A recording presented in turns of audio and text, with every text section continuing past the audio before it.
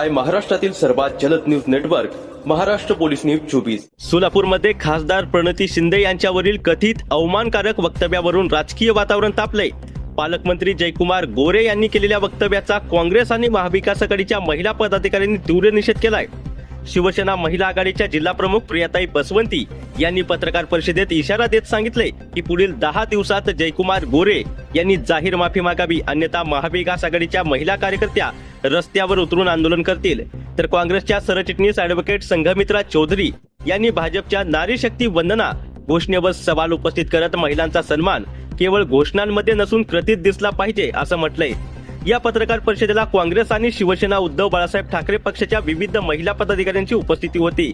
सोलापूरमध्ये या प्रकरणामुळे राजकीय वर्तुळात मोठी चर्चा रंगली आहे। आणि ही सन्मानाची अपेक्षा मला पालकमंत्री या शब्दाचा काय पालकत्व त्यांनी स्वीकारलेला आहे। तर आदरणीय प्रणितीताई शिंदे ह्या महिला खासदार, प्रथम महिला खासदार आहेत आणि त्यांच्याबद्दल आक्षेपार्ह वाक्य त्यांनी उगारलेलं आहे। त्याबद्दल त्यांनी त्यांची जाहीरपणे माफी मागावी, अन्यथा शिवसेना महिला आघाडी व महाविकास आघाडीकडनं लवकरात लवकर आंदोलन घेण्यात येईल।